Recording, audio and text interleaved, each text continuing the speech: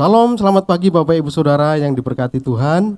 Pada kesempatan pagi ini bertemu kembali dengan saya dalam renungan pagi GSJ Aswad. Bapak Ibu Saudara yang diberkati Tuhan, pada kesempatan pagi ini saya akan membagikan satu tema, yaitu ketakutan membawa dosa.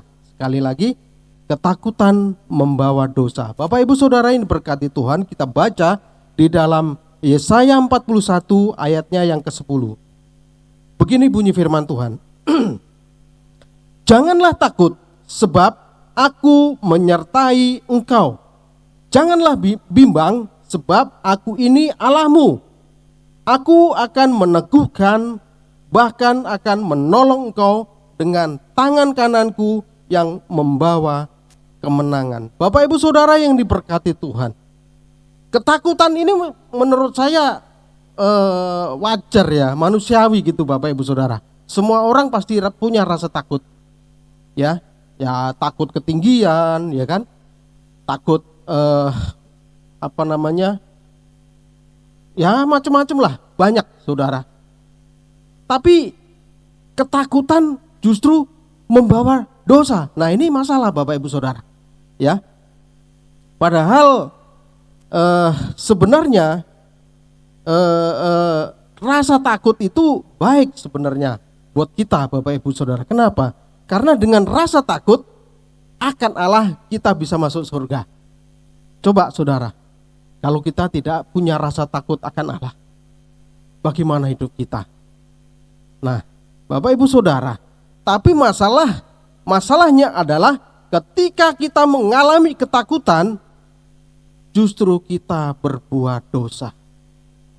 Bapak Ibu Saudara, sering kita jumpai ketika orang ada masalah, ketakutan, ya, justru perkataan-perkataan kotor yang keluar. Nah ini saya sering jumpai Bapak Ibu Saudara. Perkataan-perkataan kosong, perkataan-perkataan yang tidak membangun, perkataan-perkataan hujat dan lain sebagainya. Bahkan saya sendiri pun pernah mengalami hal ini. Ketika saya merasa takut yang luar biasa Bapak Ibu.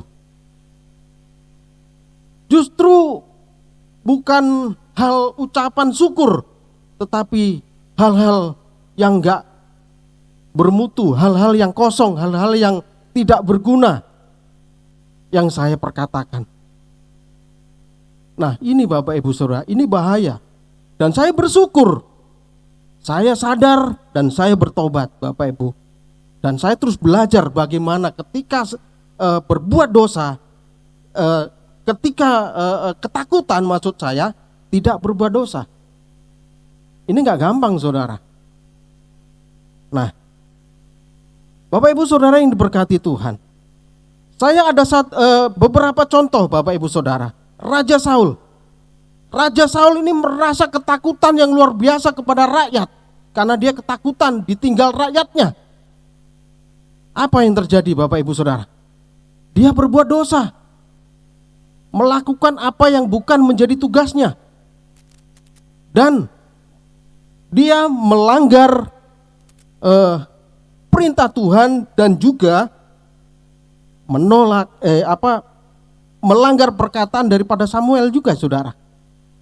Nah ini akibatnya apa Saudara? Tuhan menolak Saul. Luar biasa Saudara. Jadi ketika kita merasa ketakutan, jangan sampai ya kita berbuat dosa. Tapi kalau Bapak Ibu sudah terlanjur gitu maksud saya, terlanjur berbuat dosa, segeralah sadari dan bertobat dan jangan diulang lagi. Bapak Ibu Saudara, Saul ditolak Tuhan gara-gara dia ketakutan dan berbuat dosa. Contoh lagi Bapak Ibu Saudara, Adam dan Hawa, manusia pertama, ya, mengalami ketakutan dan berbuat dosa sehingga dia diusir dari Taman Eden. Apa Saudara? Dia melanggar, karena melanggar perintah Tuhan, sehingga dia diusir dari Taman Eden. Berdosa, ngumpet dan lain sebagainya, karena dia tahu dia berdosa, dia salah. Bapak Ibu Saudara. Contoh lagi, Petrus mengalami satu ketakutan yang luar biasa sehingga Petrus menyangkal Yesus 3 kali sebelum ayam berkokok.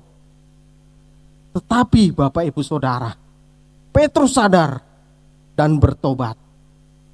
Kita tahu kehidupan Petrus selanjutnya, Bapak Ibu Saudara, dipakai Tuhan luar biasa.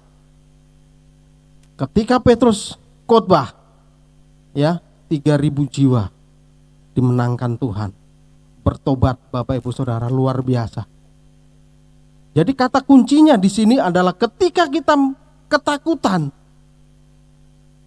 Kalau kita sudah terlanjur berdosa, bertobat Bapak Ibu Saudara. Bertobat dan jangan lakukan lagi. Maka apa yang dialami Petrus dalam nama Yesus, kita juga akan mengalaminya. Tuhan akan memakai kita luar biasa seperti Petrus Bapak Ibu Saudara. Oleh sebab itu, mari Bapak Ibu Saudara kita belajar pada pagi hari ini. Ketika kita ketakutan, jangan sampai berbuat dosa. Datang kepada Tuhan, Tuhan minta pertolongan Tuhan untuk supaya tidak berbuat dosa. Mengucap syukur itu yang penting Bapak Ibu Saudara. Saya belajar sampai detik ini. Memang gak gampang saudara. Memang gak gampang.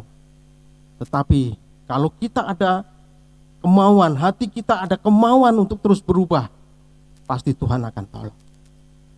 Jadi renungan pada pagi hari ini cukup. Biarlah renungan yang singkat ini menjadi berkat buat kita semua dan menjadi kekuatan buat kita terus setia kepada Tuhan. Amin. Mari kita berdoa. Bapa, terima kasih atas semua berkat-Mu, damai sejahtera sukacita-Mu. Pada pagi hari ini kami mendapatkan suatu berkat yang luar biasa. Bagaimana kami ketika kami mengalami suatu ketakutan, kami tidak berbuat dosa. Tolong kami senantiasa Bapa, agar hidup kami menjadi hidup yang lebih baik dan lebih baik seperti apa yang Kau mau. Terima kasih Bapa. Dalam nama Yesus, Anak-Mu ucap syukuran berdoa. Amin. Selamat pagi, Tuhan Yesus memberkati.